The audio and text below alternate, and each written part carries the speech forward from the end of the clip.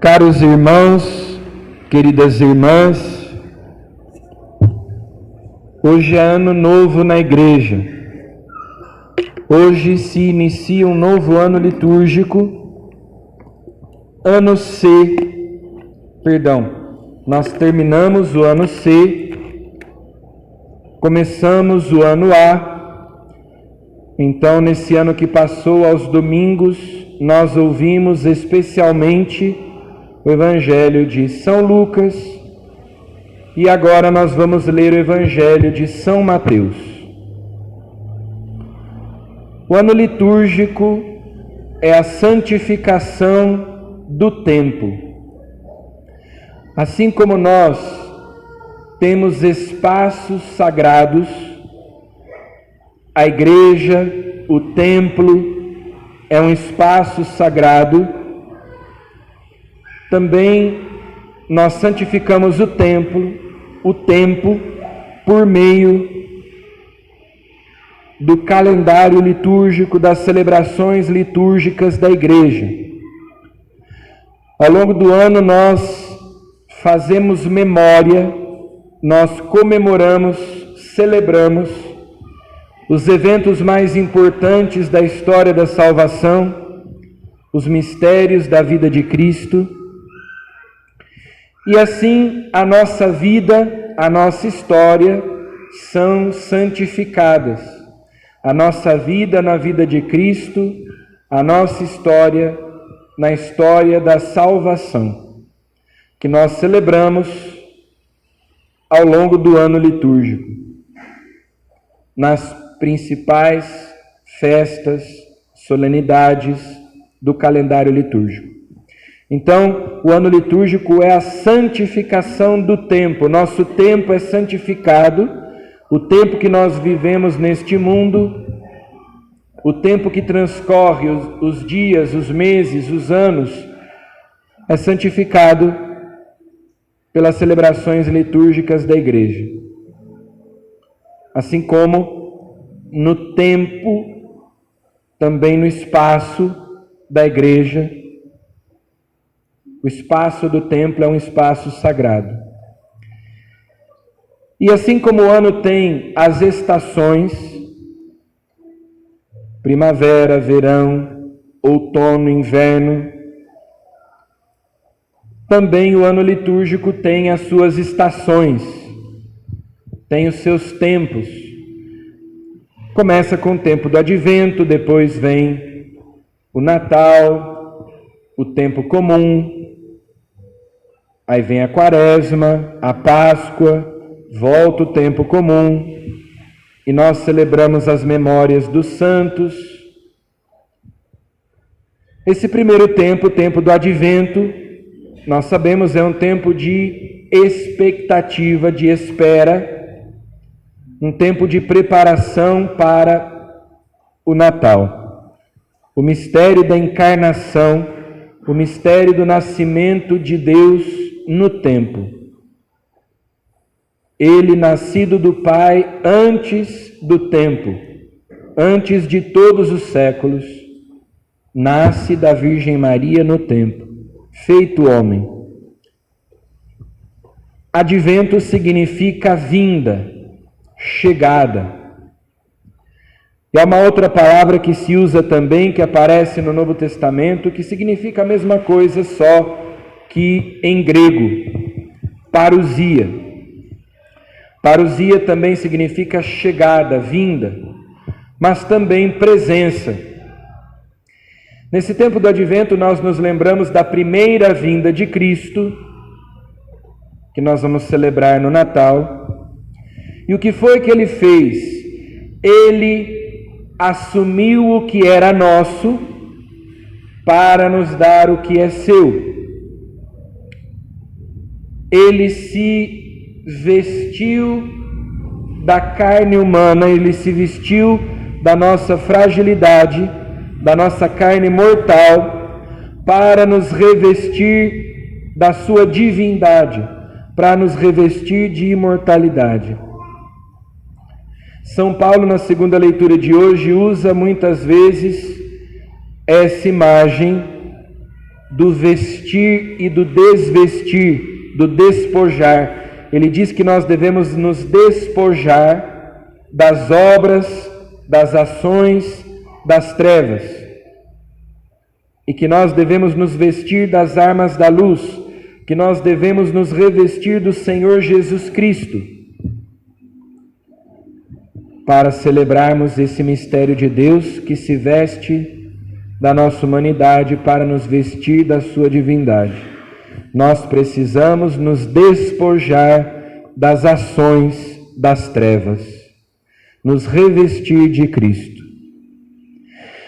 Porém, nós não celebramos apenas a primeira vinda de Cristo, mas neste tempo do Advento nós nos lembramos também da presença constante de Cristo no meio de nós, porque Jesus não está ausente. Ele prometeu que estaria conosco todos os dias até o fim do mundo.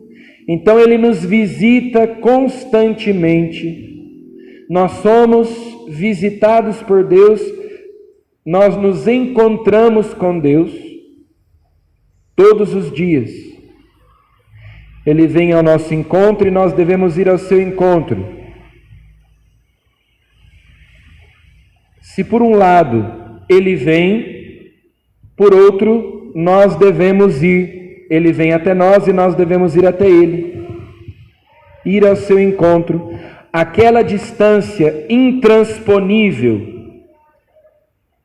que nós não podíamos chegar até Deus, nós não podemos ir para o céu. Então ele veio para a terra. Deus é inatingível, inalcançável. Então ele encurtou essa distância. Ele veio ao nosso encontro, ele se aproximou de nós, ele veio para perto. O Senhor está perto. Nós, durante o Advento, ouvimos essa expressão. O Senhor está perto, ele se aproximou, Deus conosco, Emmanuel. Mas eu preciso ir ao encontro dele também. É o convite que a primeira leitura de hoje nos faz. Vamos subir ao monte do Senhor, a casa do Deus de Jacó. Ou como no Salmo nós cantamos, que alegria quando me disseram, vamos à casa do Senhor. Para que ele nos mostre seus caminhos e nos ensine a cumprir seus preceitos. O profeta Isaías diz que no fim dos tempos, nos últimos tempos, o monte da casa do Senhor estará firmemente estabelecido no ponto mais alto das montanhas e dominará as colinas. O monte Sião, sobre o qual estava edificado o templo de Jerusalém, seria elevado acima de todas as montanhas. Na verdade, ele falava da Jerusalém celeste, da Jerusalém do alto, nossa mãe. E ele fala da era messiânica como sendo um tempo de paz. As espadas serão transformadas em arados, as lanças em foices. Os povos caminharão para lá, não pegarão em armas uns contra os outros. Jesus é o príncipe da paz, ele é a nossa paz, e a sua vinda nos traz esse dom precioso da paz. Então, ele nos visita, ele veio uma primeira vez, ele continua presente, porém de um outro modo, presente sobretudo na igreja, presente nos sacramentos, presente na Eucaristia, presente na sua palavra, presente em cada pessoa humana, nos acontecimentos. De muitos modos Deus fala conosco, todos os dias. Vejam que no Evangelho Jesus diz assim: 2 pessoas, 2 homens estarão trabalhando no campo. Um será levado, o outro será deixado. 2 mulheres estarão moendo no moinho. Uma será levada, a outra será deixada. Então, é no nosso trabalho cotidiano, na nossa casa, na nossa escola, no nosso trabalho, ali na nossa vida cotidiana que nós nos encontramos com Deus e precisamos ser fiéis a Ele. É lá que Ele vai nos encontrar. E finalmente, nós no Advento dizemos: Jesus virá. Jesus virá uma segunda vez, agora revestido de poder e de glória, virá para julgar.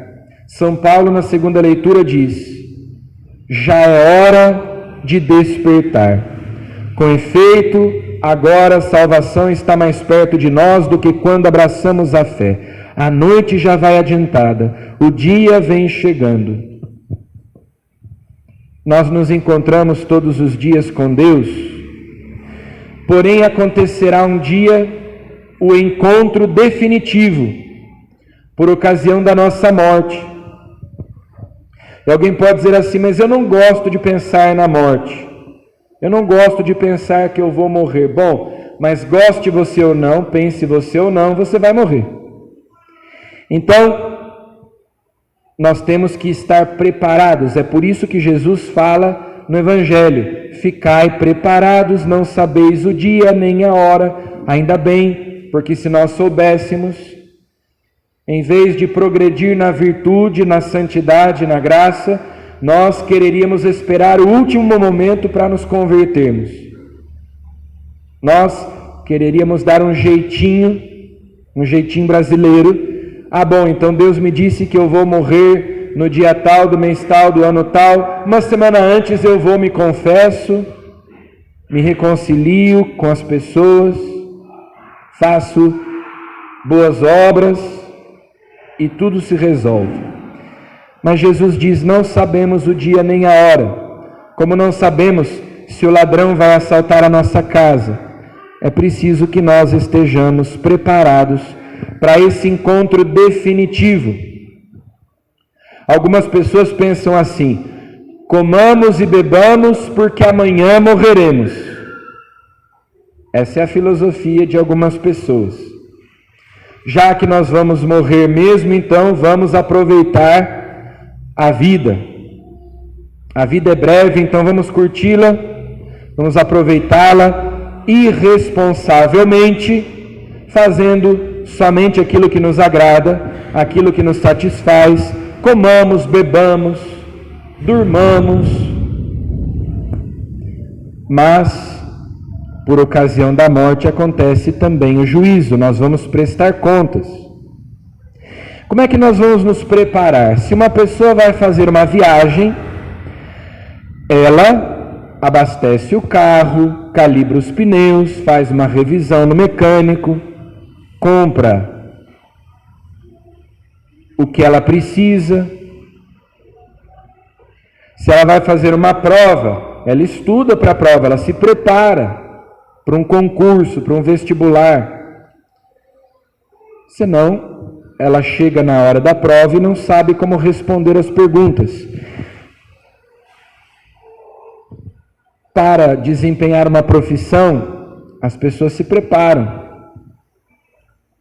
Para ser padre, para se casar, para qualquer coisa na vida precisa de preparação.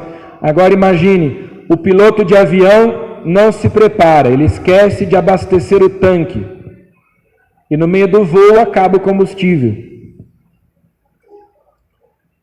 A imprudência custará caro. Como é que nós vamos nos preparar para a morte? Porque é certo que nós vamos morrer. Pela oração, pela vigilância, examinando a nossa consciência, avaliando a nossa vida. O tempo do Advento é um tempo de preparação para o Natal, mas a nossa vida inteira, desde o dia em que nós nascemos, é tempo do Advento. Nós estamos esperando a hora de nos encontrarmos definitivamente com Deus, a hora da morte. Então aquilo que São Paulo diz na segunda leitura, já é hora de despertar, com efeito a salvação está mais perto de nós do que quando abraçamos a fé, é que hoje a morte está mais perto de nós do que ontem. E amanhã estará mais perto do que hoje, cada dia mais perto. Pode ser que esteja muito perto, inclusive. Nós não sabemos o dia nem a hora. Então não importa se o Senhor nos encontre no campo trabalhando, moendo, né, como as mulheres e os homens de que falava o Evangelho.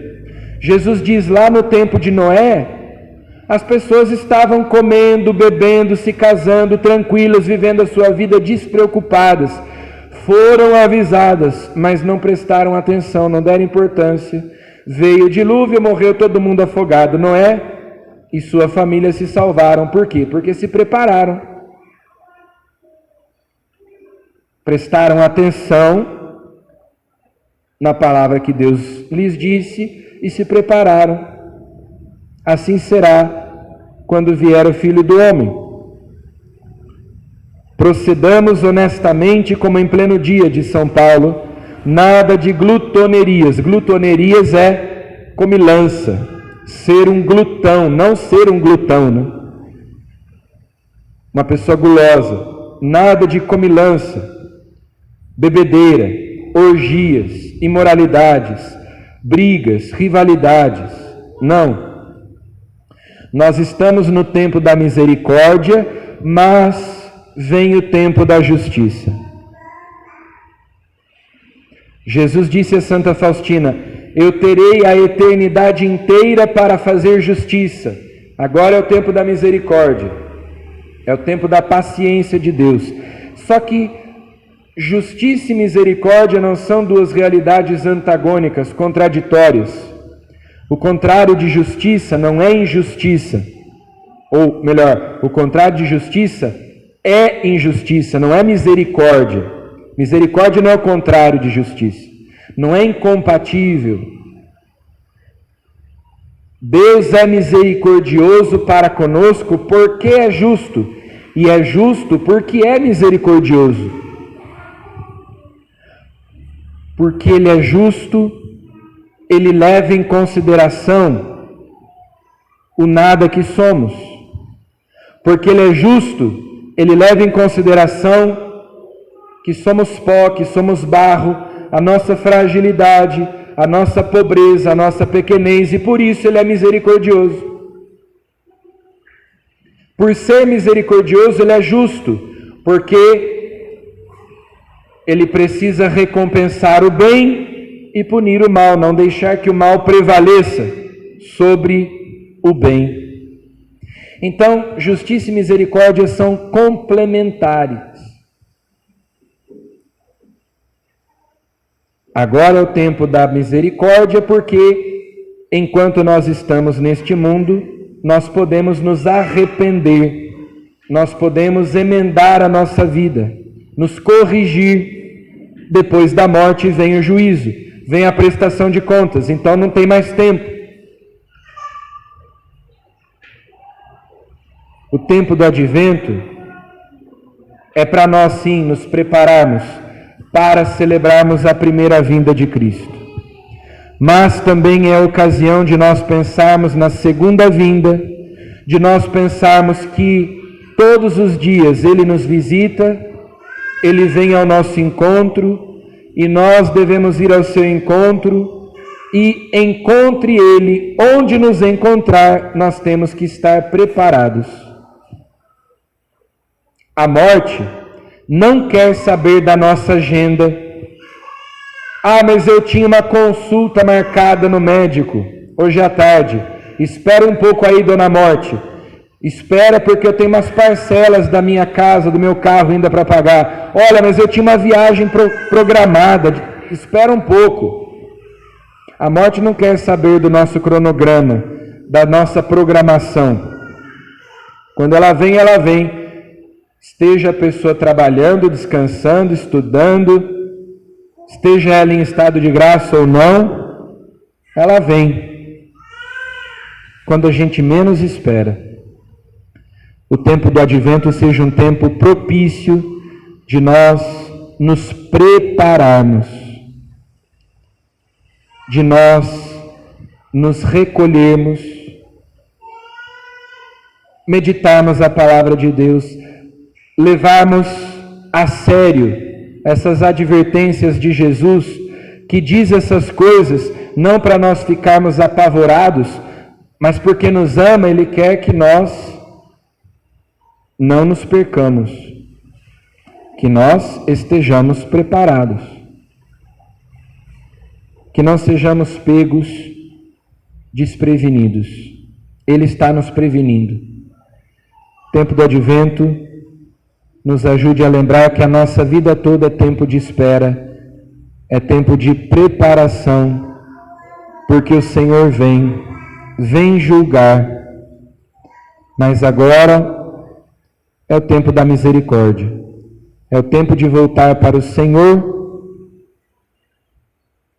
de buscar o Senhor enquanto Ele pode ser achado. Ele vem e nós vamos a Ele com alegria. Louvado seja nosso Senhor Jesus Cristo.